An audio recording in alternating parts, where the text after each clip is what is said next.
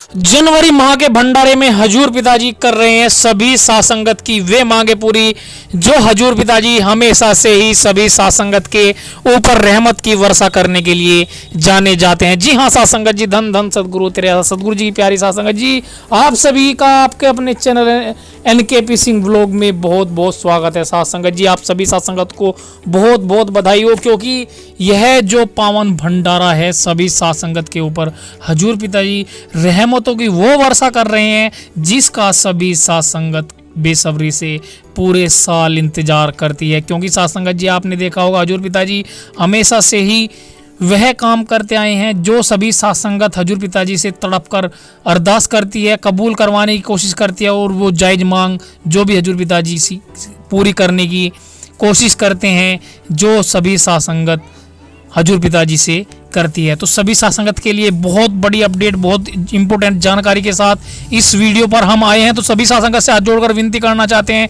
कृपया करके इस वीडियो को लाइक कर दे, और जो भी नए भाई बहन इस चैनल पर आए हैं तो इस चैनल को सब्सक्राइब जरूर कर ले। वीडियो को लाइक करके ज़्यादा से ज़्यादा सासंगत को शेयर कर दे, ताकि सभी सासंगत के पास इंपॉर्टेंट हर एक खबर टाइम टू टाइम पहुंचती रहे। क्योंकि हजूर पिताजी के चैनलों से आप जुड़े रहते हैं, हजूर पिताजी की खबरों से जुड़े रहते हैं, तो आपको वो हर एक अपडेट मिलती रहती है जो डेरा सच्चा सौदा से जुड़ी होती है, और वह अपडेट आपके पास पहुंचती है। तो आप कहीं ना कहीं हजूर पिताजी के उन वचनों का भी लाभ उठा लेते हैं जो हजूर पिताजी सभी सासंगत के लिए करते हैं। सासंगत जी, हजूर पिताजी से वैसे तो सभी अलग अलग प्रकार की अरदास कर रहे हैं, लेकिन हजूर पिताजी जब भी पैरोल या फलों पर आते हैं तो सभी सासंगत को कुछ ना कुछ ऐसा तोहफा देकर जाते हैं जो यादगार के रूप में बना रहता है। इसी बीच सुना जा रहा है कि हजूर पिताजी सभी सासंगत के लिए एक सॉन्ग्स रिलीज करने वाले हैं, और सूत्रों के मुताबिक पता चला है, और अगर नहीं भी कर रहे हैं तो पूरी सासंगत अगर हजूर पिताजी से इस चीज़ के लिए आप तड़प कर अरदास करते हैं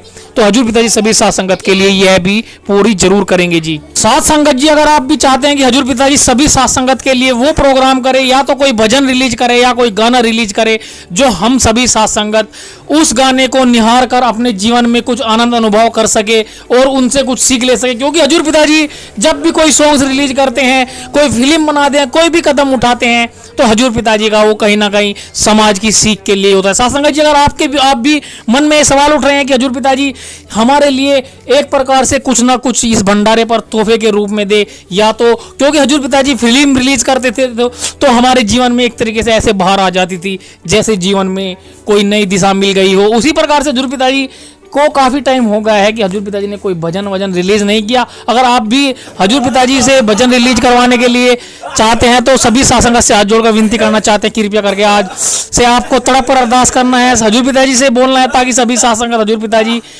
कोई ना कोई ऐसा भजन रिलीज करे जो सभी सासंगत के लिए हो। सासंगत जी, लेकिन एक कहावत आपने सुनी होगी कि कभी भी अपने सदगुरु से कोई ऐसी बात नहीं मांगनी है जिससे किसी प्रकार से हजूर पिताजी को ऐसा लगे कि हमें अपनी तरफ से जो है कोई भी ऐसी इच्छा प्रकट नहीं करनी है जो जायज नहीं हो।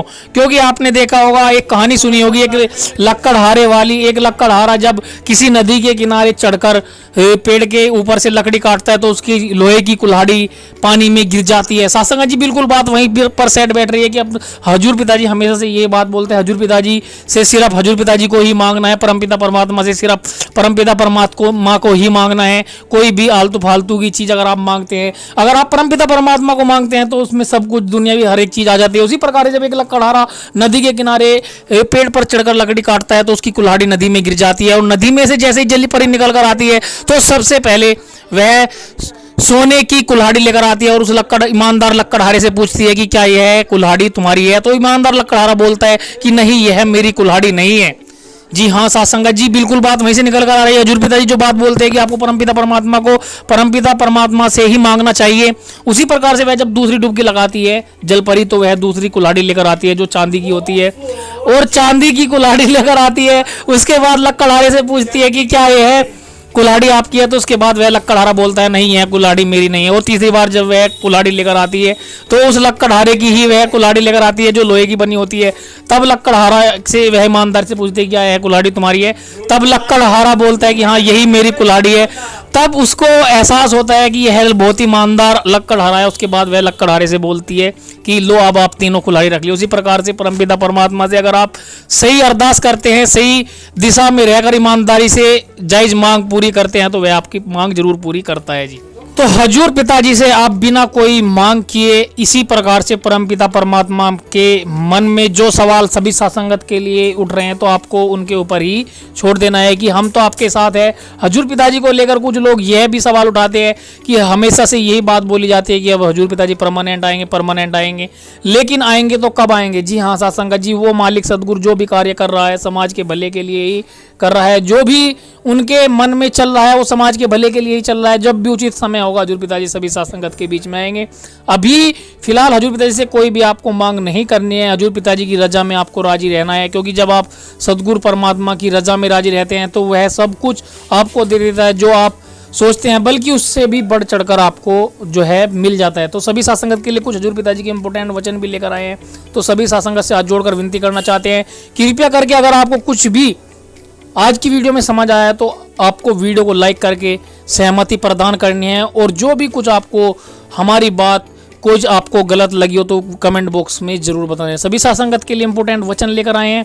जो भी कुछ बात आपको गलत लगती है कमेंट बॉक्स में जरूर बता दिया करें, ताकि हम उसमें कुछ सुधार कर सके और आगे नई नई वीडियो के साथ साथ आपको हजूर पिताजी के प्रति मोटिवेट कर सके। तो हजूर पिताजी कुछ इंपोर्टेंट वचन भी लेकर आए। इंपोर्टेंट वचनों को जरूर सुनना है, इनको अपने जीवन में लाना है। अगर आप इन वचनों को अपने जीवन में लाते हैं तो आपको कहीं ना कहीं उस प्रकार से फायदा होता है, जैसे चोट लगने पर इंसान के मरहम लगा दिया जाता है और मरहम से उसको सुकून मिलता है। उसी प्रकार से अगर आप हजूर पिताजी के वचनों को सुनते हैं, इन पर अमल करते हैं, तो आपको इनके बदले में कुछ ना कुछ लाभ जरूर मिलेगा जी। चलिए स्टार्ट करते हैं हजूर पिताजी के इंपोर्टेंट वचन। इंपोर्टेंट वचन डालने से पहले एक बार फिर से सभी सासंगत से कहना चाहते हैं, कृपया करके इस वीडियो को लाइक कर दे, ताकि हमारा मोटिवेशन बना रहे और आपके लिए हम आगे भी वीडियो प्रोवाइड करते रहे। चलिए स्टार्ट करते हैं हजूर पिताजी के इंपोर्टेंट वचन। सत्संग जियो, सबको मालिक खुशियों से नवाजे, दिया में रहमत से नवाजे, और खुशी, प्रसन्नता, आनंद, परमानंद आज के युग में ज्यादातर लोगों के लिए एक सपना था बनता जा रहे हैं। सपने के मानिंद हो गया है। इतना बिजी है इंसान, इतना परेशान है इंसान, इतना टेंशन में डूबा है, ये भूल सा गया है खुशियां भी कोई चीज होती हैं। याद नहीं आता उसे कि खुल के कब हंसा था। खाना पूर्ति लोग करते रहते हैं,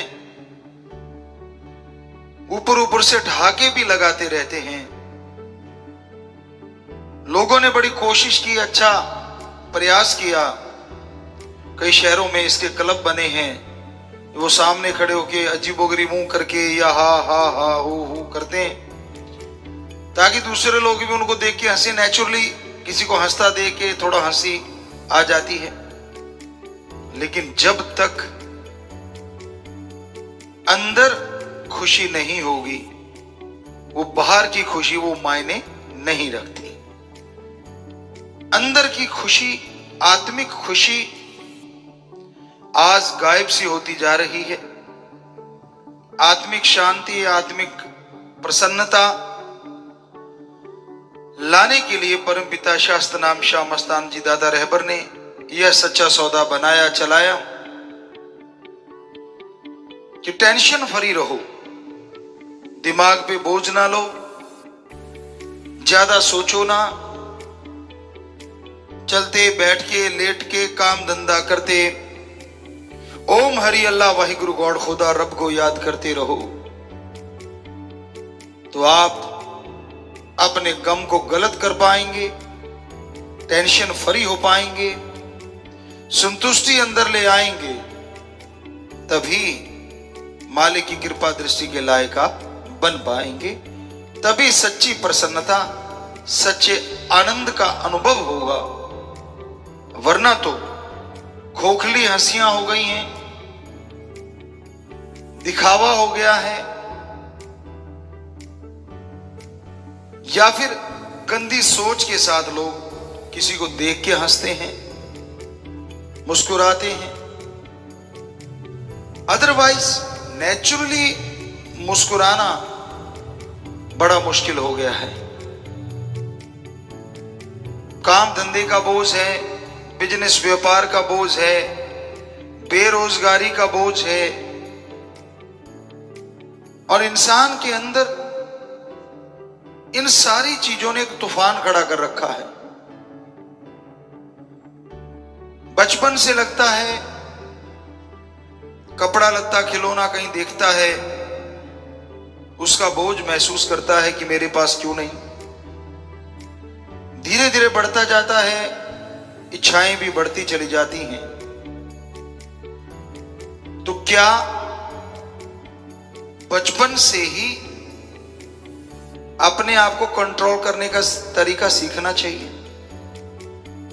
आप किसी भी कंप्यूटर को, किसी भी लैपटॉप को, किसी भी फोन को सीख सकते हैं, कंट्रोल कर सकते हैं, लेकिन क्या कभी आपने अपने आप को कंट्रोल करने के लिए टाइम दिया है? आपका जो बिना वजह का गुस्सा है, आपकी जो बिना वजह की ईगो है, जो क्लैश होती है तो झगड़े होते हैं, और अगर वो सही हो जाती है तो आप खुश हो जाते हैं। कभी आपने अपने अंदर की बुराइयों को साफ करने के लिए सोचा है? थोड़ा सा भी टाइम दिया है कि भाई हाँ, मेरे अंदर फलां फलां आदत बुरी है, ये चीज मुझे नहीं करनी है जिंदगी में। एक बार हो गई कोई बात नहीं, आगे से ना होने पाए। क्या आपने कभी महसूस किया है अपने खुद के बारे में? दुनिया जहान में आपको सब नजर आता है। फला आदमी ये कमी है, इसको बोलना नहीं आता, इसका दिमाग सही नहीं है, ये अहंकारी है, ये घमंडी है, ये तो चुगली निंदा करने वाला निंदक है। पर क्या आपने कभी अपने दिलो दिमाग में सोचा है आप कैसे? जरूर सोचा करें। कम से कम 5-10 मिनट सुबह शाम 24 घंटे में कभी भी सिर्फ और सिर्फ अपने लिए दिया करो। एकांत में बैठो, पहले पानी पियो, सारी सोच को छोड़ने की कोशिश करो, और फिर एकाग्रता के साथ, सुमरन के साथ सोचो कि आप में कौन सी आदतें अच्छी हैं जिनको और आगे लेके चलो, और जो बुरी हैं उन्हें छोड़ दो। बजाय कोई आपका साथी आपको टोके, आपको बुरा लगेगा? आपका मां बाप, बहन, भाई, दादा, कोई भी टोके आपको। आज के दौर में ऐसा समय आ गया है, खान पान ऐसा हो गया है, गुरु पीर फकीर भी टोक दे, उसकी भी लोग मरोड़ी खा जाते हैं। बाकियों की तो बात छोड़ो। तो कोई आपको टोके या रोके, क्यों ना आप रोज 5-10 मिनट देंगे अपने लिए, और फिर अपने आप ही उस आदत को छोड़ दें। 100% हम गारंटी देते हैं, जो मालिक का नाम लेने वाले हैं वो तो 100% जान जाएंगे आपको कौन सी आदतें लगी हुई हैं। नॉर्मल इंसान जो सुन रहे हैं, आप पानी पीजिए, थोड़ा सा ओम हरि अल्लाह वाहिगुरु को याद कीजिए, यकीन मानो आपको भी फीलिंग आएगी कि हाँ, ये मेरी आदत गंदी है, ये मेरी आदत अच्छी है। करना बड़ा आसान है, फिर उस पे अमल करना जरूरी है कि हाँ, इनको छोड़ना है, इनको अपनाना है। तो आप करके देखेंगे, सुखी आप रहेंगे, परिवार रहेगा, समाज रहेगा, तो देश अपने आप ही जुड़ गया। तो अपनी सोच के बारे में, अपनी आदतों के बारे में सोचना अपने आप में बेमिसाल बात है, छोटी बात नहीं है। सोच के बताइए, आप कौन सा ऐसा बैठा है सामने बैठे आप ऑनलाइन यहां, जो डेली शाम को 10 मिनट अपने लिए देता हो? एक हाथ खड़ा हुआ है, वो उस पक्का पता नहीं, बीच विचारा सा है। बहुत कम, डेली डेली रोजाना सिर्फ 10 मिनट अपने बारे में, खुद के बारे में, भजन सिमरन नहीं। हाथ नीचे हो गए। तो कहने का मतलब एक भी नहीं है, बड़ा मुश्किल है ये चीज। तो फॉलो करना शुरू कीजिए। आज का दिन है, 5 मिनट या 10 मिनट। हाथ खड़ा किया है साथ संगत ने, ये आप पर्ण देते हो ना, तो आज हम आपको एक पर्ण दिलवाते हैं। आप रोज ही अपनी मर्जी से करते रहते हो। वो आप किस तरह का करते हो? कभी कुछ हम चाहते कि हमारे बच्चों का फायदा हो, तो जोर से नारा लगाएं, हाथ नीचे कर ले, मालिक बहुत बहुत खुशियां दे और दया में रहमत से नवाजे कि आप 5 या 10 मिनट सिर्फ और सिर्फ आप हाथ नीचे कर लीजिए कि अपने बारे में सोचेंगे। चाहे 5 मिनट पानी पीजिएगा, लंबी सांस 3 लीजिए, चाहे एम जी कह के या राम राम कह के, अल्लाह अल्लाह कह के, वाहिगुरु वाहिगुरु कह के, जो ठीक लगे आपको, पर राम का नाम लेना। और बस 3 श्वास के बाद शांति से सोचिए कि हाँ भाई, बचपन से शुरू हो जाइए। एक दिन में नहीं पहुंचेंगे जहां तक आप हैं, चलो 5-7 दिन, 10 दिन, 15 दिन लग जाएंगे कि हाँ भाई मैं देखो ये किया करता था, अच्छा लगता था, ये बुरा था, करते करते करते जो आज का दिन है वहां पहुंचोगे तो फिर वो 5 मिनट भी बड़े लगा करेंगे कि यार मैं क्या ढूंढूं, मैं तो कर चुका हूं। वही 5 मिनट फिर आप अपनी बॉडी की सुनने की कोशिश करना। जब अपनी आदतें सुधार पाए, कर पाए।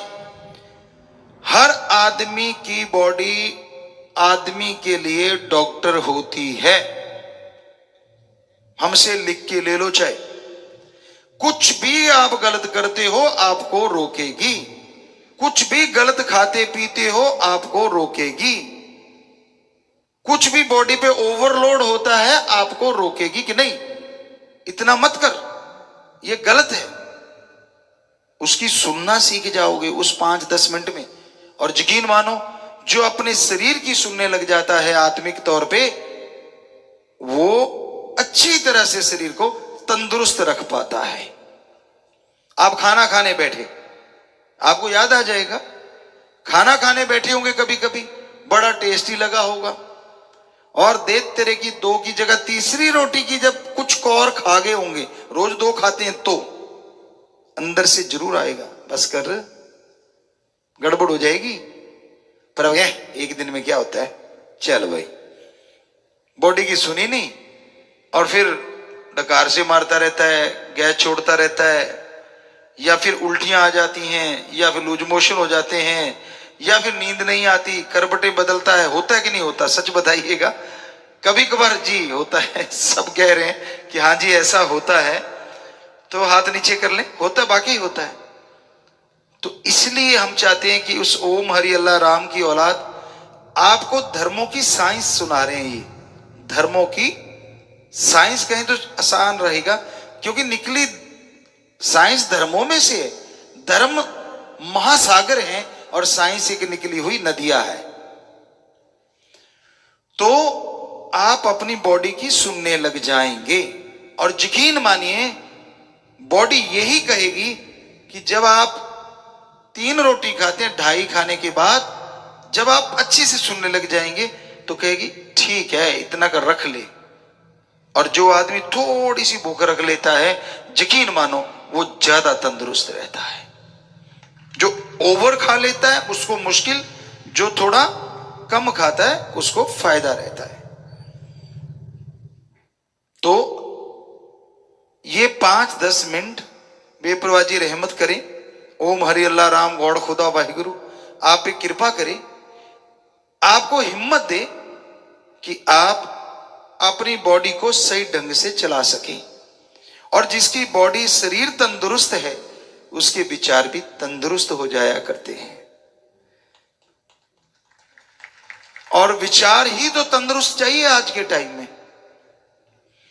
सिर्फ अपने तक सीमित मत रहिए। ये तो आपको अपने तक कहा, अब वो 10 मिनट आपने अपने आप को दे दिए। अब परिवार के लिए, समाज के लिए आपका कर्तव्य है।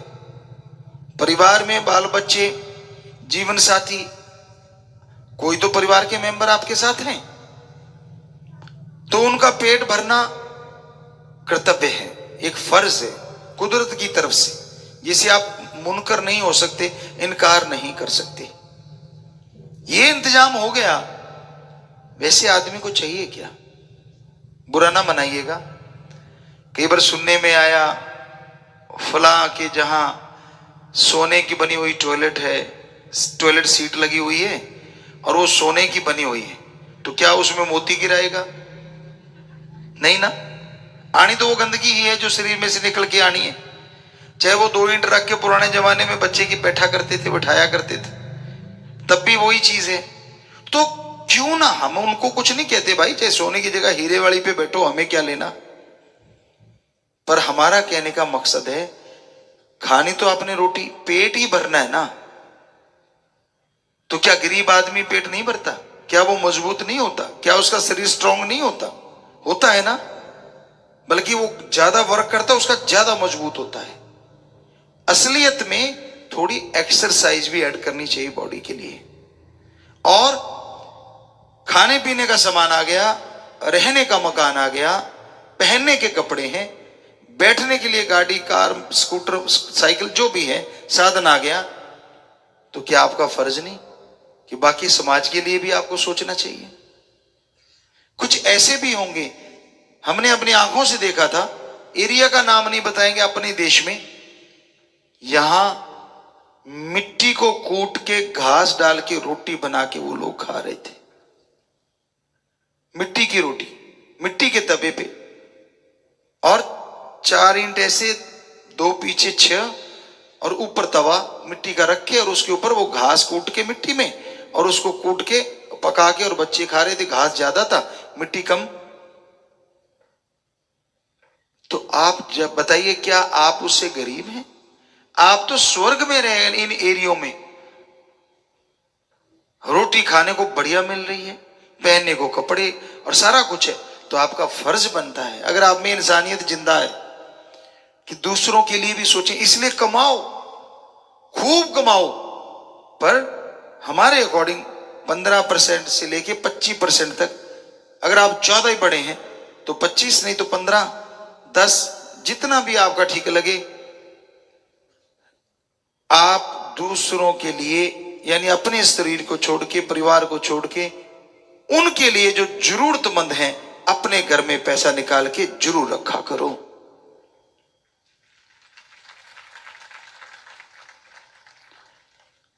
परिवार में कोई भी कमाता है, पत्नी, पति, कोई भी कमाता हो, उनमें से कोई भी एक अगर पैसा ले ले, या दोनों मिलके पैसा राम जी को याद करके एक जगह रखें कि भाई ये पैसा आप आपा सांझे काम के लिए रखते हैं, ये थोड़ा वैसे बचा के रखते हैं। यकीन मानो, भीड़ के समय वो बचाया हुआ पैसा आपके भी काम आ सकता है। कोई पता नहीं होता समय का कब करवट बदल दे। इसलिए बचत करनी सीखो। और आपको बहुत बार पहले कहा करते थे, जो भाई YouTube पे भी सुन रहे हैं, Zoom पे भी सुन रहे हैं, बहुत जुड़े हुए हैं, कि आप कई बार कहते हो ना, घरों में खर्चा तो पैसा कमाते जाते हैं, तनख्वाह बढ़ती जाती है, बचता कुछ भी नहीं, पता नहीं पैसा किधर जाता है। पहले कम पढ़े लिखे होते थे तो वो कहते थे जी भूत है कोई। पड़ोसन के पास ज्यादा ध्यान होता था बहनों का, फला आई थी वो टूना टामण कर गई कोई। नहीं, ऐसा कुछ नहीं होता।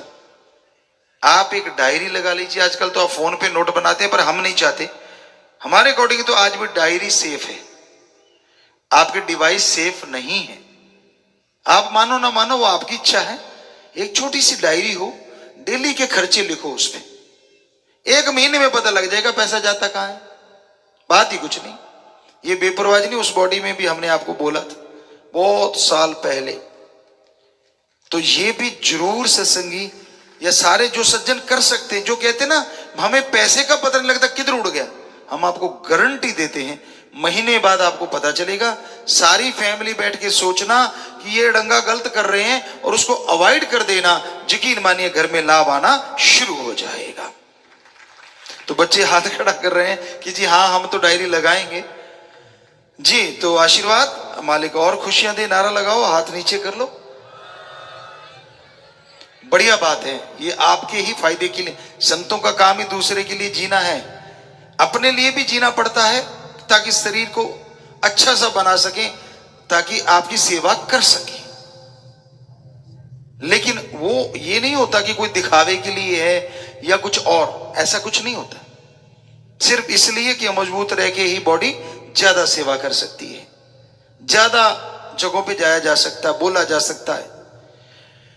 तो आप जो कहते हो ना, मैं सोने को भी हाथ लगाता हूं राख बन जाता है, आज आपने वायदा किया, जो सुन रहे हो उन्होंने भी अगर वायदा किया तो यकीन मानिए आप भी डायरी लगा लेना। हमें मानो ना मानो वो एक अलग चीज है, हमारे बच्चे मानने वालों ने तो वायदा कर लिया, लेकिन जो नहीं मानते, अजी जो कुछ भी हो चुपके आप सुन रहे हो, तो एक डायरी आप भी जरूर लगा के देख लेना, फायदा है आपके घरों में।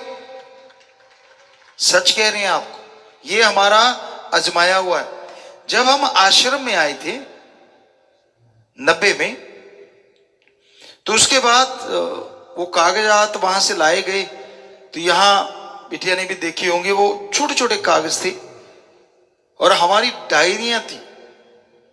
यानी हमने शायद 9 साल की उम्र में, यहां तक हमें याद आता है, उस समय तक हम 3-4 क्लास में 4 क्लास पढ़े होंगे शायद, या 3 या 4 ऐसा कुछ। तो हमारे पास अपनी एक बही थी, बही खाता कहते हो ना आप जिसे, वो हमने लगाई हुई थी। कहां से देख के? आरती के जाते थे, मुनीम ने लगा रखी थी, और हम देखा करते थे कि यार ये कैसे लिखते हैं, क्या लिख रहे हैं। तो फादर साहब से वो लिखते, साइन करवाते, यूं ऐसा होता, तो हमने देख लिया, अच्छा ये बात है। बराबर हमने डायरी लगा ली और फादर साहब कहने लगे, भाई तू संभाल। 9 साल की उम्र में लगभग 150-200 एकड़ जमीन और वो सारा हिसाब किताब बेपरवाह जी की रहमत से उन्होंने हमें संभाला दिया कि आप जानो। पहला साल आपको तजुर्बा बात है, अपनी बड़ाई नहीं है, ये शास्त्राम शाह मस्तान जी की बड़ाई, हमारे गुरु जी की बड़ाई कर रहे हैं, जिनका ये महापरोपकार या रहमो करम दिवस जो भी आप कहें, सारे ही सही बैठते हैं। तो पहला साल था और हमने डायरी लगा ली। अब जब गए, उनको कहां आदत थी इन चीजों की, उन्होंने अपना कलम लिखी और साइन करवाई। हमने कहा ले हमारी वाली पे भी मार दे। कहते ले मैं क्यों मारूं? तो हमने कहा फिर मैं क्यों मारूं। वो हमारे फादर साहब को कहने लगे, जी नंबरदार जी आप समझाओ। कहते भाई मैंने इसको संभाल दी, ये जैसा कहता कर लो, मैं तो आप ऐसे ही कर लेता हूं। इतना कह के वो तो निकल लिए, साइड पे हो गए मतलब। तो अब उन्होंने को करना पड़ा साइन। अब जो भी खर्चा हो, जो भी आमदन हो, वहां उनके जमा हो वो, और लास्ट में 3 महीने 6 महीने बाद जब भी हिसाब हुआ, टाइम ख्याल में नहीं, अब हिसाब करने लगे तो कहने लगे, जी ये देखो आपका ये खर्चा। हमने कहा जी ठीक है। कहते इस खर्चे का हमारे शाहूकारी ब्याज होता है 2 रुपए सैकड़ा, वो लगाएंगे। हमने कहा जी बिल्कुल ठीक, लगाओ। उन्होंने कैलकुलेट किया, हमने भी किया, तो सही निकल आया। हमने कहा जी ये जो हमारे जमा है, कहते जी ये तो वैसे जमा है। हमने कहा ना, इसका भी 2 रुपए सैकड़ा, शाहूकारी नहीं, ये जट्टू ब्याज है। कहते जट्टू भी कोई ब्याज होता है? हमने कहा हाँ होता है, पैसे पे तो ब्याज ही होता है, जब वो जट्टू हो चाहे शाहूकारी हो। फिर फादर साहब को कहते जी आप समझाओ इनको, आप कब से कर रहे हो? कहते भाई मेरा कोई काम नहीं, मैंने इसको दे दी, भाई ये जाने इसका काम। चुप हो गए। अब कलमे मिलाने लगे तो वहां घपलेबाजी, जो खर्चे हमने लिखे थे उसे 1.5 लिख रखे, एक कलम को 2-2 3-3 बार लिख रखा। कहते नहीं तेरे वाली में गलत। हमने कहा साइन है, ये देख आप लोगों के साइन है इस पे, और इधर हमने भी अपने बराबर 2 पेज लेते थे, एक भी उन पे साइन कराते थे, खुद लिख के खुद के साइन करते थे। हमने कहा इस तारीख को इस टाइम, हम टाइम भी लिखते थे, इस टाइम पे आपने साइन करवाए थे। कहते तू टाइम भी लिखे बैठा है? कहते हमारे पास तो तारीख है। हमने कहा ना, इस टाइम को हम आपकी दुकान पे आए थे और इस टाइम पे साइन की थी, ये देख है तेरे पास टाइम। वो मुनि वो लिखता नहीं, वो बेचारा क्या लिखे, अब उसको क्या पता टाइम भी लिखना होता है, बेपरा जी ने ख्याल दिया होता। तो अब 9 साल का एक बच्चा, जरा सोचिए आप, इतना हिसाब किताब निकला। और हमने कहा जब हमारे पैसे जमा थे तो आप उसमें से काटो, पहली बात जायज तो ये है, और जो बच के उसका ब्याज हमें चाहिए। आप पैसे हमारे रखे हुए हो, खर्चा जो आया है उस पे ब्याज लगाए जा रहे हो, और हमारे पैसे वैसे रख रखे। बराबर ब्याज लेंगे, सीधा सा आ जाओ, जो हमारे पैसे वो काट लिया करो, चलो हम ब्याज नहीं लेंगे, थोड़ा ले लेंगे, तो दोनों में जो आपको ठीक लगता आ जाओ। तो बड़ा पेचीदा मसला हो गया, काफी देर लगी, 2-3 घंटे लगे, लेकिन आखिर उनको मानना पड़ा। लोग इकट्ठे हो गए, जिम्मेदार कहते अच्छा आप सबके साथ ऐसे करते हो, हमसे और सीख लिए। अब उनको लगा कट बढ़ रहा है, कहते नहीं नहीं जो तू कह रहा है, जैसे कह रहा है वही ठीक है, फाइनल। और ऊपर लेके सब्जी सुब्जी खिलाई, दाल दूल, मतलब आजा तेरे को खाना खिलाते। हमने कहा खाना अपनी जगह खिलाओ, कोई बात नहीं, आप आओगे हम भी खिलाएंगे, घर में आओगे, लेकिन ये यहीं रहेगा, ये बही खाता नहीं बदलने वाला।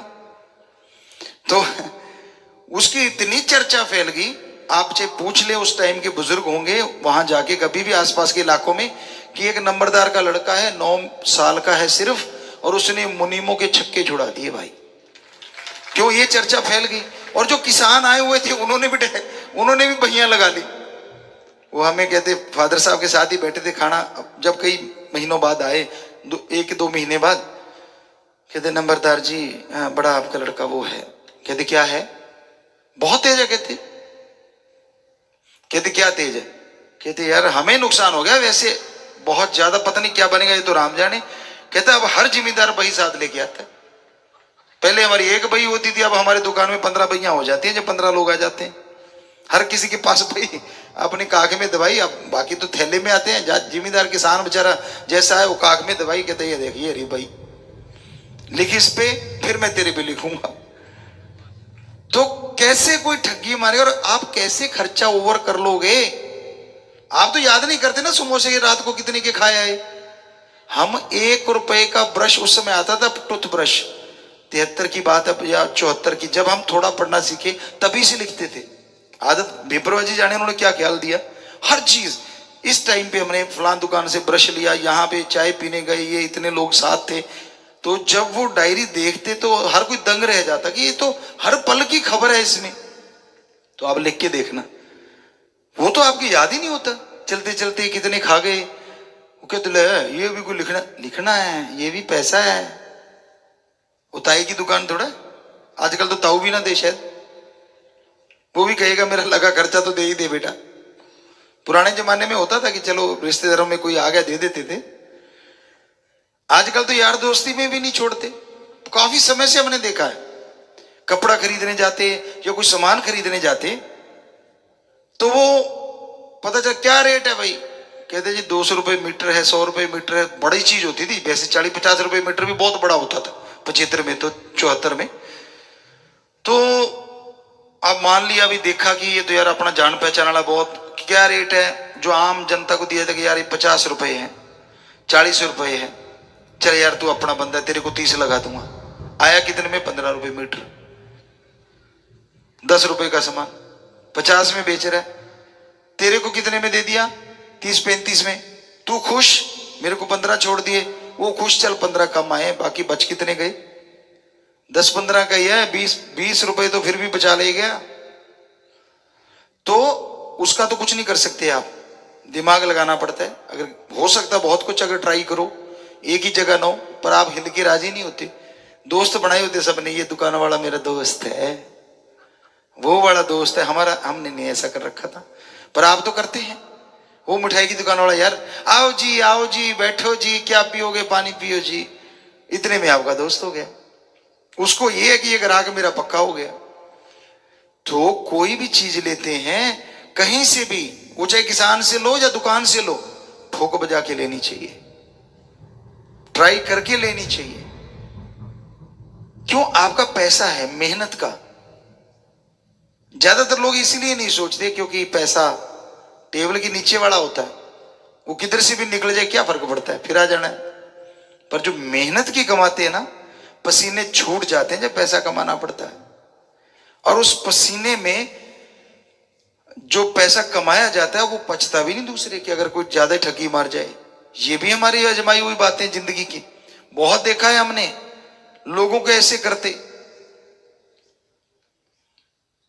आपको पहले भी सुनाई, बस आज एक बात और सुनाते हैं, वही बात सेम, कि हमारे फादर साहब थे, बहुत ज्यादा परमार्थ करते थे, परमपिता जी का रहमो करम था। हम छोटे से थे तो बैठे और एक सज्जन आते, अपने ऊंट साथ ले आते। बड़ा कमरा था, यहाँ चने का नीरा वगैरह होता था, वो बराबर होता था। चने के रेट हमारे ख्याल से उस समय 60 रुपए या 65 रुपए क्विंटल ऐसा कुछ, और ऐसा ही बराबर नीरा जो उसका चने का बचता था, फूस वगैरह जो चारा कह लो, वो भी बराबर का ही रेट होता था। 60-65 अगर चने तो वो 50-55 बराबर बराबर लगभग लगभग। तो वो आता और बहुत बड़ा हमारे कमरा था और उसमें वो सारा पड़ा होता था, ऊंटनी होती थी, रखते थे। तो वो आता, फादर साहब को बातें लगाता और धीरे से यहां से ऊंट की महार कमरे के पास ले जाके छोड़ देता। वो कमरे के अंदर ऊंट घुस जाता, अब खुशबू तो आएगी उसको, और वो जाके अपना खाता रहता।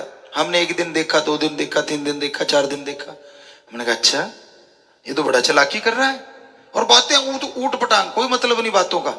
उतनी देरी बातें करता जितनी देर ऊंट का पेट ना भरता। जैसे ऊंट बाहर आ जाता, अच्छा नंबरदार जी मैं जा रहा हूं। हमने अच्छा बेटा। तो हमने फादर साहब को कहा क्या चल रहा है? कहते मुझे पता है, ये मुझे समझ रहा है कि मैं बोला बड़ा हूं। चल कोई बात नहीं, बेचारा गरीब है। हमने 5-7 दिन और देखा ना, उसको तो ये लगने लग गया कि मैं तो कमाल ही हो गया। वो अचानक बेपरवाह जी जाने, हमने नहीं चाहा तो हमने उनको हाथ पकड़ा। हमने कहा जी सुनो। कहते हाँ। हमने ये जो चालाकी सी कर रहे हो ना, सारा पता है, अच्छा नहीं होता।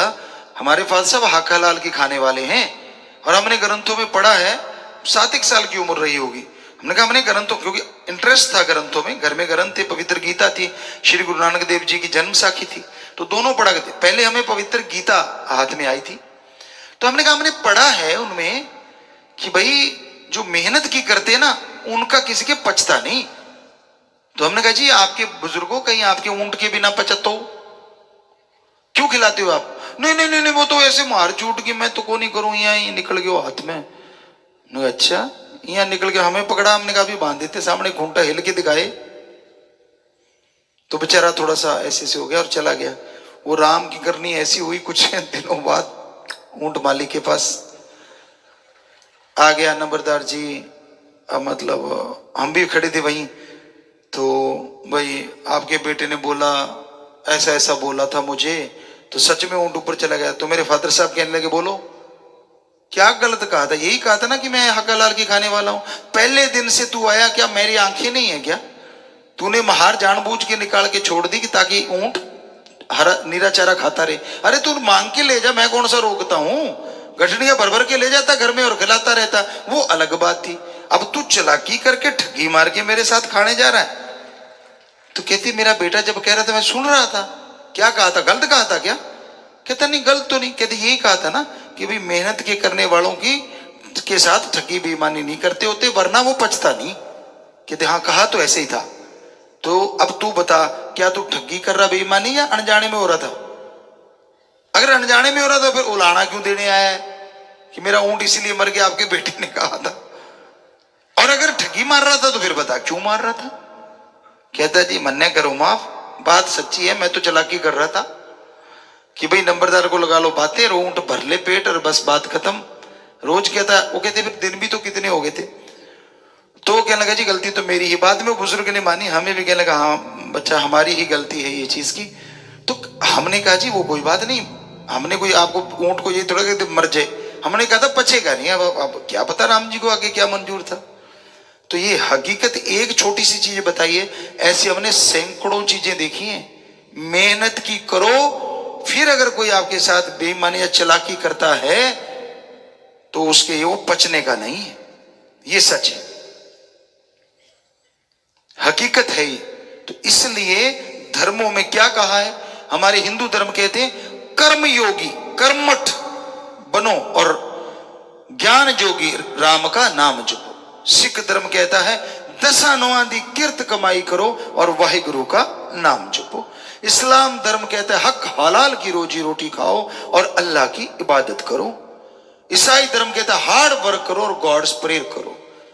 तो धर्मों ने ये जो वचन कहे हैं, क्या ये सच नहीं? अभी प्रत्यक्ष को प्रमाण की जरूरत नहीं।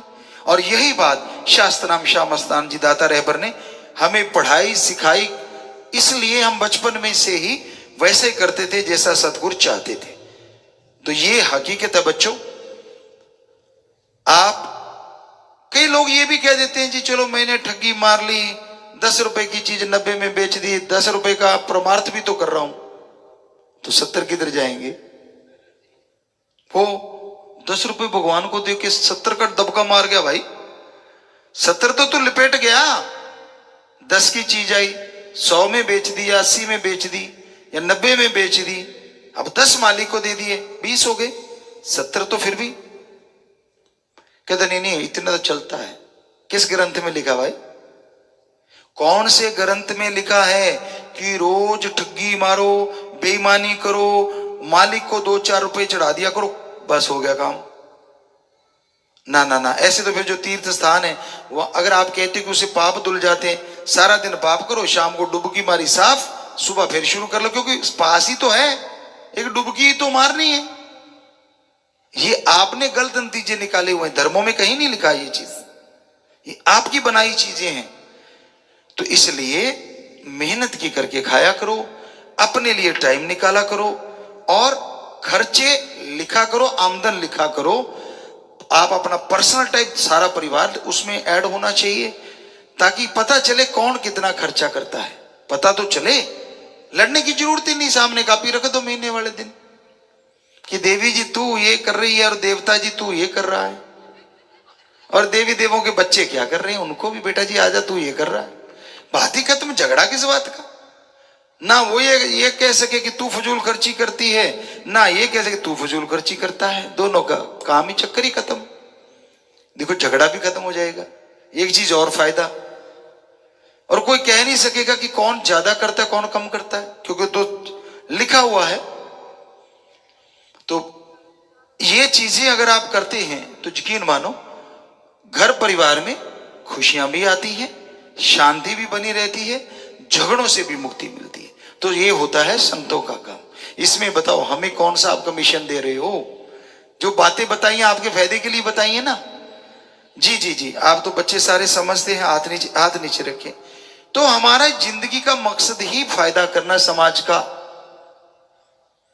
अब जिनको ये बातें पसंद नहीं आती तो फिर वो तो यही हो सकता है कि वो समाज का नुकसान करना चाहता है, वरना आप बता दीजिए इसमें हमारा कौन सा लाभ है, कौन सा हमने इसमें कमीशन रखा हुआ है कि ऐसी बातें तो सुनाएंगे। अदरवाइज आजकल ऐसी बातें तो क्या बोलते हैं पेटेंट हो जाएं कि मैं नहीं ऐसे फार्मूला देता भाई, ये तो फार्मूला तब दूंगा। आसान सा काम है, 6 करोड़ लोग हैं, ये कह दे हमने अगर पैसा कमाना हो कि भाई जिनके ऐसा पता नहीं चलता कि पैसा किधर गया, हम चुटकी में बता देंगे, लेकिन टैक्स लगेगा 100 रुपए की टिकट। 100 लोग 1000 दे देंगे भाग के आके, और सोचो 6 करोड़ अगर 100 देगा तो कौन से व्यापार करने की जरूरत है हमें फिर? तो दुनिया में यही चलता है कि नहीं चलता? होता है ना ऐसा ही, लोग फट लगा लेते हैं यार ठीक है आशीर्वाद कि भाई आइडिया आ गया, अब इसको पेटेंट करवा लो फिर ही बाहर निकालेंगे, ताकि दूसरा कर ही ना सके, केस हो जाए उस पर। तो ऐसे लाखों आइडिया भरे पड़े हैं फकीरों के अंदर, संतों के अंदर होते हैं, शास्त्र नाम शामस्तान हमारे अंदर भरते रहते हैं। लेकिन जब राम का नाम अनमोल होते हुए भी शास्त्र नाम शामस्तान जी दाता ने इस बॉडी में ये फरमाया, पहले भी फरमाया, 1948 से फरमाया कि ओम हरि अल्लाह वाहिगुरु का नाम अनमोल पर संतों के दरबार में बिनमोल मिले, बात ही खत्म। जब वो अनमोल नाम बिनमोल मिले हैं तो फिर संत जो अपनी बात करते हैं उसके लिए पैसा क्यों, किस लिए? कहते हैं जी पैसा कमाने के लिए। तो फिर आप कर्मयोगी कैसे कहोगे? खुद कर्मयोगी बनना सीखो। हर कार्य राम जी ने, शास्त्र नाम शामस्तान जी ने हमें सिखाया। बहनों वाले काम भी हम कर लेते, केस दरिया बुनना से लेके बहुत सारे काम, और भाइयों वाले काम तो सारे कर ही लेते हैं, अच्छे काम। दूध बिलोना तक क्या, मक्खन निकालना क्या, घी बनाना क्या, हर चीज, सब्जियां बनाना, मतलब हर चीज बहनों वाली, लगभग अच्छे जितने भी कर्म हैं, और भाइयों वाले। और आज भी स्टूडेंट हैं, कल परसों भी आपको बोला था, आप में से कोई भी बच्चे को एक अच्छा सा गुण आता होगा और हमारे सामने उसने वो गुण चीज दिखा दी, फट हमें आ जाएगा कि हाँ ये कर लेना चाहिए। तो हर बच्चे को, हर बंदे को हमेशा स्टूडेंट ही रहना चाहिए, तभी जिंदगी में तरक्की कर पाओगे। जो परफेक्ट हो जाते हैं वो एक मुकाम पे ब्रेक लगा लेते हैं, और जो परफेक्ट नहीं होते कि मैं तो स्टूडेंट ही हैं, वो ही तरक्कियां किया करते हैं। हमेशा याद रखो, इंसान जैसे कर्म करता है वैसा फल उसे भोगना पड़ता है। अगर खोटे कर्म करता है तो बदले में यहां वहां दोनों जहां में दोजख की आग, नरक की आग जलाती रहती है। इंसान दुखी होता रहता है, परेशान होता रहता है। कर्म खोटे कभी करने नहीं चाहिए, क्योंकि खोटे कर्म इंसान को कभी भी चैन की जिंदगी नसीब नहीं होने देते। हमेशा अच्छे नेक कर्म करो, सबका भला मांगो, और यहां तक संभव हो सबका भला करो। भला मांगना इंसानियत है, भला करना इंसानियत से भगवान तक का सफर है, जिसमें राम का नाम जपो, मालिक की बनाई औलाद का भला करो, किसी का बुरा ना करो। अगर आप किसी एक का भी दिल नेक भले कर्म करके खुश कर लेते हैं तो वो सैकड़े सालों की बंदगी के बराबर है। एक दिल खस्ता रखें बाहू, ले 100 वरियां थी इबादत हो। एक दिल खुश कर ले, बुरे कर्मों से नहीं, भलाई से, नेकी से, अच्छे कर्मों से, तो 100 साल की बंदगी के बराबर भक्ति मालिक उसी क्षण दे देता है। एक बार एक मुसलमान फकीर हज के लिए चले। उनको लगा कि मैं सबसे पहला हाजी बनूंगा। उस हिसाब से वो अपने घर से निकले। दिन का सफर, रात का सफर, अगला दिन और रात। लगा कि मैं 12-1 बजे तक पहुंच जाऊंगा तो पहला हाजी मैं होऊंगा। जब वो रात के समय जा रहे थे, वो स्थान पास ही था कि अचानक उस फकीर के कानों में किसी के कर्राहने की आवाज आई, और वो आवाज एक दर्द भरी आवाज थी। फकीर ने निगाह मारी, कुछ नजर ना आया। कर्राहने की आवाज जिधर से आ रही थी उसका पीछा करते हुए फकीर वहां पहुंचा। क्या देखता है? एक कुत्ता है, और उसके चारों पांवों के ऊपर से पहले गड्ढे हुआ करते थे, बैलगाड़े या ऊंट गाड़े। उनकी जो टायर होते थे वो लकड़ी के होते थे, और लकड़ी टूटे ना, तो उसके लिए उसके एक लोहे का टायर चढ़ाया होता था। तो इस वजह से उसके चारों पैरों के ऊपर से टायर गुजरा तो उसके पांव कट गए। ना वो जीते में ना मरते में। फकीर को बड़ा दुख लगा। सोचने लगा, इसको कराहता हुआ छोड़ के जाऊं, ये मेरा जमीर नहीं मानता, और यहां रुक गया तो हाजी कैसे बन पाऊंगा पहला, जिसके लिए मैंने कब से इंतजार किया है। मक्के पहुंचना जरूरी है। फिर फकीरी ने जोर मारा, उस कुत्ते को उठा लिया, पास ये कुआं था, कुएं के पास ले गया कि पानी पिलाता हूं। तब बड़ा साफा पगड़ बांधा करते थे फकीर उस समय। उन्होंने वो पगड़ उतारा, नीचे लटकाया, पानी से दूर रह गया। इधर उधर निगाह मारी, कोई नजर नहीं आ रहा था, तो पजामे टाइप उसने पहन रखी थी, उसको उतारा। उसका नाड़ा बहुत लंबा था, पजामे को जोड़ा तो पगड़ी पानी तक पहुंच गई। पानी निकाला, कुत्ते के मुंह में डाला, कुत्ता कुछ शांत हुआ। फिर पानी निकाला, कुत्ते के मुंह में डाला। यूं जद्दोजहद करते करते करते करते करते करते रात के 12-1 बज गया। कुत्ता सुकून पाया।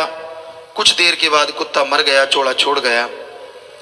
फकीर ने टाइम देखा, तारों को देखा कि भाई पहला हाजी तो मैं बन नहीं सकता, चलो सो जाते हैं, बाद में हज कर लेंगे, क्या फर्क है, बात तो एक ही है। अल्लाह की कलमा अता किया, वहीं पे सो गया। तो मालिक ने उसे दर्शन दिए। जैसे समाधि में बैठा या सोने लगा कि हे बेटा, निराश मत हो, तूने जो काम किया है वो एक हज नहीं कई हज्जों से बढ़ के है। तूने मेरी औलाद का भला किया है, मैं तेरा सबसे बड़ा हज यही कबूल करता हूं। इंसानियत भी कोई चीज होती है। धर्मांध होके इंसान इंसानियत को कुचलता है, ये धर्मों में कहीं लिखा नहीं है। सतगुरु की कृपा से हमने अपने हिंदू धर्म के पवित्र ग्रंथ, चारों वेद शास्त्र, पवित्र गीता, रामायण, महाभारत, जिसे पांचवा वेद कहते हैं, सभी पढ़े। इस्लाम धर्म की पवित्र कुरान शरीफ, कुरान मजीद, सिख धर्म की पवित्र गुरबाणी और भी कई गुटके पढ़े, और ईसाई धर्म की पवित्र बाइबल, सभी पवित्र ग्रंथों को पढ़ा। कबीर, शेख फरीद, नामदेव जी, रविदास, धन्ना भक्त, जितने भी फकीरों की बाणी आती की आ रही, पढ़ते रहे, पढ़ रहे हैं। और यही निकला कि इंसानियत का जज्बा सबसे ज्यादा मालिक को पसंद है। जिनके अंदर दया, रहम की भावना है, वो भगवान को जल्दी पा जाते हैं। खुश्क नवाजें, खुश्क इबादत, खुश्क भक्ति से एक पल की बैराग में की गई भक्ति कई गुना आगे है और इंसान भगवान को जल्दी पा लेता है। तो सबका भला करो, भला मांगो, भगवान जी आपका भला अवश्य करेंगे। भला करना मुश्किल नहीं है। कई लोग कहते हैं जी भला करने के लिए टाइम नहीं है। तो भाई चलो मान लेते हैं आपके पास किसी का भला करने के लिए टाइम नहीं, समय नहीं, चलो कोई बात नहीं। अगर आप किसी का भला नहीं कर सकते, हालांकि करना चाहिए, भला करना इंसान की आदत मालिक ने बनाई है। इंसान के अंदर सद्गुण भरे हैं कि भला करो। चलो कोई कहता है जी मेरे पास टाइम नहीं, मैं भला नहीं कर सकता, चलो कोई बात नहीं। अगर आप भला नहीं कर सकते तो जब किसी का बुरा करते हो तब टाइम कहां से आ जाता है। अगर भला नहीं कर सकते तो कम से कम किसी का बुरा भी मत करो। अरे कोई जोरावर, कोई अमीर आदमी जब गरीब पे जुल्म करता है, उसे दबाता है, तो उसके अंदर से बद्दुआ निकलती है, और वो बद्दुआ, वो शराफ दरगाह में मालिक जरूर मंजूर कबूल होता है। फिर आपको चैन कहां से आएगा। मालिक ने अमीरी, गरीबी, ऊंच नीच कुछ नहीं बनाया, उसने इंसान बनाया। इंसान आगे जिसके जैसे कर्म, और जैसे कर्म करता है वैसा बनता चला जाता है। इंसान है जो अपनी तकदीर खुद बदल सकता है। कई कहते हैं जितना भगवान ने लिखा है उतना तो मिल ही जाना है। वाकई उतना तो मिल जाना है, लेकिन ये नहीं है कि हाथ पे हाथ धर के बैठ जाओ कि भगवान तो दे ही देंगे। अब आप भगवान से मांगते हैं और सो रहे हैं तो भगवान चार खुराटे और दे देगा, क्योंकि जो कर्म कर रहे हो भगवान तो उसी में मदद करेगा ना। हिंदू धर्म में हमारे लिखा, हिम्मत करे अगर इंसान तो सहायता करे भगवान। हिम्मते मर्दा मत दे खुदा। हिम्मत तो कीजिए, मेहनत कीजिए, हार्ड वर्क, कड़ा परिश्रम कीजिए, हक हलाल कीजिए, तो राम, वो अल्लाह, वो वाहिगुरु, वो ईश्वर आपकी मदद जरूर करेगा। और आदमी तरक्की कैसे हासिल कर सकता है? कोई भी एम्प्लॉइज हैं या कोई भी नौकरी पेशा लोग, काम धंधा करने वाले लोग, ये पूछते हैं गुरुजी कैसे तरक्की की जा सकती है? एकमात्र उपाय, आपके अंदर आत्मबल होना चाहिए। 2 रुपए कमाने वाले आज देश में नंबर रखते हैं, धनाड़ों में, पूरी दुनिया में नंबर रखते हैं। क्यों? क्योंकि जिनके अंदर आत्मबल बुलंदियों पे होता है, सफलता उसके कदम अपने आप चूमती है। आत्मबल सफलता की कुंजी है। कभी भी आत्मबल गिरने ना दो। और आत्मबल अगर आपके अंदर कम है तो उसकी एकमात्र खुराक ओम हरि अल्लाह वाहिगुरु राम का नाम है। ईश्वर की भक्ति करो, राम का नाम जपो। कोई अलग टाइम नहीं। मान लो आप गाड़ी चला रहे हैं, हाथों से स्टीयरिंग, पैरों से क्लच पर एक एक्सीलेटर है, जीभा से तो स्टीयरिंग नहीं पकड़ना। जीभा से राम नाम जपते जाओ, देखते जाओ, चलाते जाओ। लेकिन आप तो कुछ और ही देखते जाते हैं। फसल देख ली, इसकी अच्छी है, हमारी तो नहीं अच्छी, इसकी जल जाए। खूबसूरत कोई देख लिया, अच्छा ये इतना खूबसूरत है, फला इतना खूब, ऐसे सीट फाड़ रहे हो, आपको क्या मिल जाएगा? क्यों नहीं जाते जाते राम का नाम लेते? यकीन मानो जरूर आपको कुछ ना कुछ अच्छा मिल ही जाएगा। सो रहे हो, नींद नहीं आ रही, लेटे लेटे राम को याद करो। खाना खाते हो, खाना खाने से आधा मिनट पहले राम का नाम ले लो। चलते फिरते काम धंधा करते हाथों पैरों से कर्म जोगी और जीवा ख्यालों से ज्ञान जोगी, दोनों कर्म साथ साथ करोगे तो इस जहान की भी खुशियां और उस जहान की भी खुशियां मालिक अता जरूर कर देंगे। कोई घर नहीं छोड़ना, कोई धर्म नहीं छोड़ना, कोई पैसा नहीं देना, कोई नोट बोट का चक्कर नहीं होता भक्ति में। जिस मर्जी धर्म को मानो, जैसे मर्जी कपड़े पहनो, बस सच्ची भावना सच्चे दिल से अगर भक्ति इबादत करोगे, चाहे आप अमीर हैं चाहे गरीब हैं, मालिक की दरगाह में मंजूर कबूल वो भक्ति जरूर हो जाएगी। ये नहीं है कि आप 1000 रुपए की ठग्गी मार के 100 रुपया भगवान को चढ़ा देंगे तो खुशियां मिल जाएंगी, सवाल पैदा ही नहीं होता। क्योंकि 100 आपने चढ़ाया है और आप जैसे ने वहीं से उठाया है, मालिक के पास तो एक नया पैसा नहीं जाता। हमने सारे धर्म पढ़े हैं, किसी धर्म में नहीं लिखा ओम हरि अल्लाह वाहिगुरु राम लेता है। हर धर्म कहता है वो दाता था, दाता है और दाता ही रहेगा।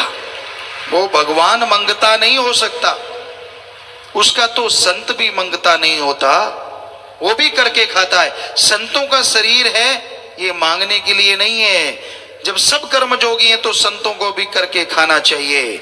मांगन मरण समान है, मत कोई मांगो भीख, मांगन से मरना भला ये सतगुरु की सीख। कर्म करके खाओ, मांग के नहीं।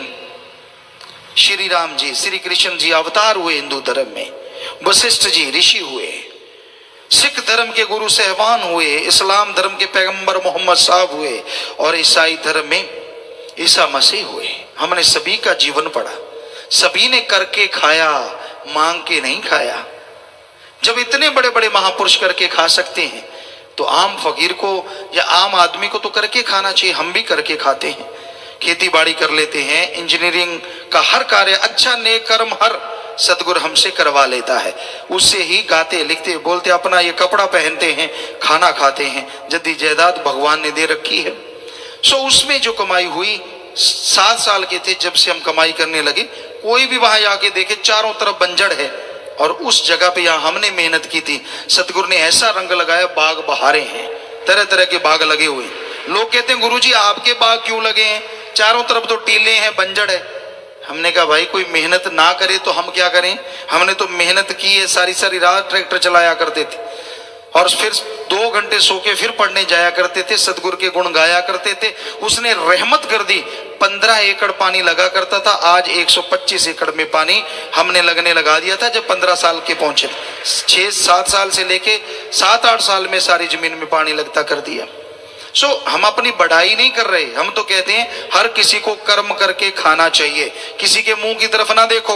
मालिक ने आपको हिम्मत दी है, कर्म जोगी बनो, उठो, आलस्य में मत पड़ो, राम का नाम जरूर जपो, बुरे कर्म छोड़ दो, मालिक की दया में रहमत के काबिल बनते जाओगे और काम धंधे में सफलता आपके कदम चूमती जाएगी। कभी भी नेगेटिव ना सोचो। जो तरक्की कर रहे हैं वो आसमान से नहीं टपके, वो भी मां के गर्भ से आए हैं और आप भी मां के गर्भ से आए हैं। तो फिर फर्क क्या है? फर्क है कर्मों का। कर्म जोगी आप भी बन सकते हैं, वो बन गए तो आप टेंशन क्यों लेते हैं, आप भी बन जाइए। संतोष धन आदमी के अंदर होना चाहिए, संतुष्टि, संतोष, संतोख किसे कहते हैं? आपके पास जो कुछ है उसका फायदा लो, परिवार में घर में लगाओ, लोगों की सेवा करो और कमाने के लिए मेहनत करो, टेंशन ना करो। इसी का नाम संतुष्टि है, इसी का नाम संतोष धन है। संतुष्टि तो होनी चाहिए। अगर संतुष्टि नहीं है, संतोष धन नहीं है तो सारी त्रिलोकी का राजा भी कंगाल है, और अगर संतुष्टि है तो छोटी सी झोपड़ी में रहने वाला भी माला माल है। संतुष्टि का मतलब ये नहीं है कि संतुष्ट होके बैठ जाओ, टेंशन ना लो, मेहनत करो, कर्म करो और आगे बढ़ते जाओ। बस मेहनत से, कर्म से टेंशन मत लो, कि मेहनत मैं करूंगा, फल राम जी देंगे, बस मेहनत करते जाओ, यकीनन भगवान आपकी जरूर सुनेंगे। मेहनत करने वाले की हार नहीं होती। हार होती है जब कर्मों की मार पड़ती है। कई बार लोग बड़ी मेहनत करते हैं, बड़ी हिम्मत करते हैं, फिर भी पीछे पीछे पीछे पीछे कर्मों की हार। और कर्मों को बदलने के लिए कर्म जोगी नहीं, ज्ञान जोगी होना जरूरी है। जब आप बहुत मेहनत करते हैं, सफलता नहीं मिलती, तो राम के नाम से जुड़ जाओ। जो कर्म है भयानक, पहाड़ जैसे कंकर में बदल जाएंगे, और थोड़ी सी मेहनत बहुत बड़ा आपको हिस्सा देगी, बहुत बड़ी आपके लिए खुशियों के द्वार खोल देगी। पर कर्म खोटे ना करो, कर्म करे खोटे पड़ेंगे बड़े सोटे, किसी ने सुननी नहीं फरियाद। कर्म खोटे करते हो तो उस राम की बेआवाज लाठी पड़ती है और इंसान तिल मिला जाता है, किसी काम का नहीं रहता। इसलिए भाई नेक कर्म करो, भले कर्म करो। संत कभी किसी का बुरा नहीं किया करते। बहुत लोगों के दिलो दिमाग में गलत फहमी होती है, संत जहां भी होते हैं सबकी मांगत खैर, सबों से हमारी दोस्ती नहीं किसी से बैर। संतों का तो सबसे प्यार होता है। जो राम से प्यार करेगा उसकी औलाद से नफरत कैसे कर सकता है? संतों को कोई गाली दे, बुरा कहे, कुछ भी बोले, फिर भी उसके लिए दुआ करेंगे। पर कई लोग पढ़ के कट जाते हैं, उनको लगता नहीं संत ऐसा करते हैं वैसा करते हैं। ये सब उस आदमी के मन की बनाई बातें होती हैं। वो मन की खाता है, मन के पीछे चलता है, मन की वजह से गुमराह हो जाता है, तो ऐसा करता है। संत मनमता पसंद नहीं करते, वो रोकते कि मनमते मत चलो। और जो मन के कहने चलना होता है, ऐशो आराम के भूखे होते हैं, वो संतों की बात फिर कई बार नहीं सुनते और दोष संतों को लगाते रहते हैं। तो भाई मालिक जानी जान है, दोनों जहान का वो दाता रहबर सबको देख रहा है। अगर कर्म खोटे करोगे भाई तो कलयुग में सोटे भी लाजमी पड़ते हैं। इसलिए कर्म अच्छे करो, सबका भला मांगो, राम का नाम जपो, मेहनत करो, तो मालिक अंदर बाहर खुशियों से आपको माला माल जरूर कर दे।